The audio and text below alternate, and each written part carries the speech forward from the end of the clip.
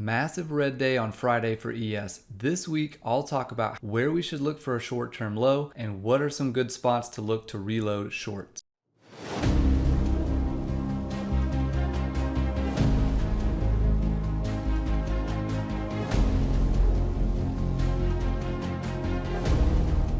Most of last week was spent trading inside a base underneath all-time highs from 67.45 to 68.03 with a supply zone at the top of the range and a demand zone at the bottom. All dips under 67.64 turned into liquidity grabs, which then reversed back towards the top of the range. We saw this pattern and this cycle that we've seen for the past several weeks really, but it starts with this rejection of a supply zone at 68.03. We get a long liquidation down towards the bottom of the range. This stalls into the lows and then reclaims of 67.64 and 67.75 see that short covering rally right back to the top of the range. So long liquidations that don't see continuation, especially that don't break the basing range lows at 67.45, tend to retrace the long liquidation, and it was those reclaims of 67.64 and 67.75 that triggered those short covering rallies right back into the top of the range. Really, this even started last week, the week before on Friday, where we saw rejection into 68.03, long liquidation,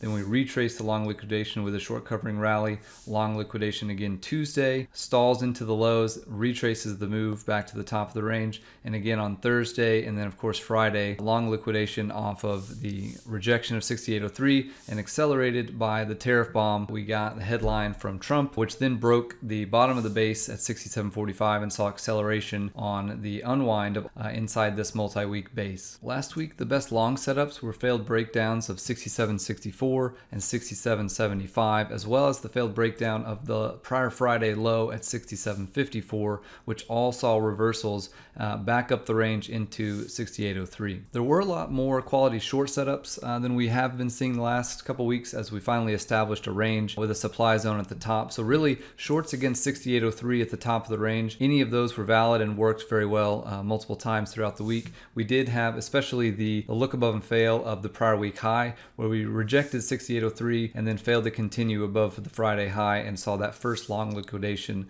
of the week that went directly into the bottom of the range and our key support for last week at 67.45. That 68.03 area continued to provide other opportunities to reload short and rejected multiple times, including Thursday, and one more failed spike into supply on Friday before the tariff bomb headline came in. It was the rejection of 68.03 that started the sell-off, and then the headline accelerated that, and then the failure of the multi-week basing range at 67.45. Sellers really began to push their hand, and those long positions that were accumulated over the past several weeks really began to unwind. Now let's talk about how to trade next week. While this could certainly be the start of a higher time frame trend change for ES, we just sold 250 points in a straight line, so you don't want to be chasing the downside too early next week. We're likely close to a relief bounce of some kind, and there will be much better opportunities to reload shorts at back tests higher up. Sellers' job next week is to defend the back test of the broken structures above us and try for continuation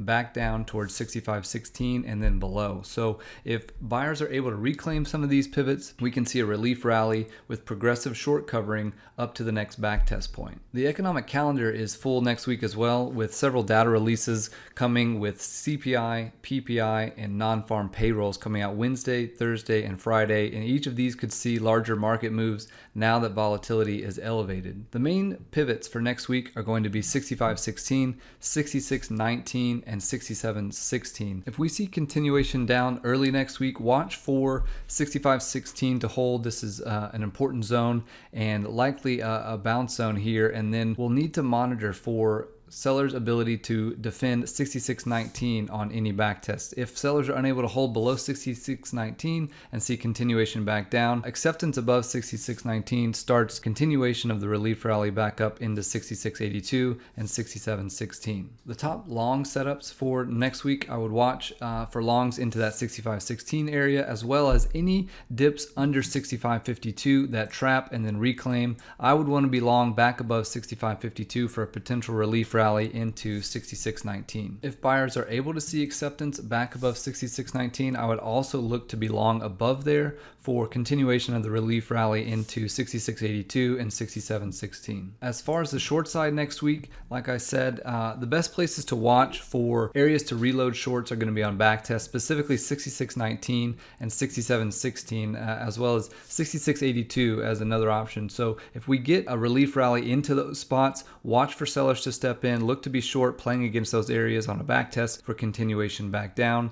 And then if we do reclaim 66.19, allow that relief rally to play out, look for short on backtest higher up into 66.82 and 67.16. The next big leg down next week starts if 65.16 fails. So if we do see some bounces or traps below that and then sellers are still able to hold below, especially if 65.16 is offered from below, you would want to look short there for the next leg down, potentially into 64.59 and 64.09. That's how I'll be trading ES this week. If you want to trade with real pros every day, join us at Trade with Insight.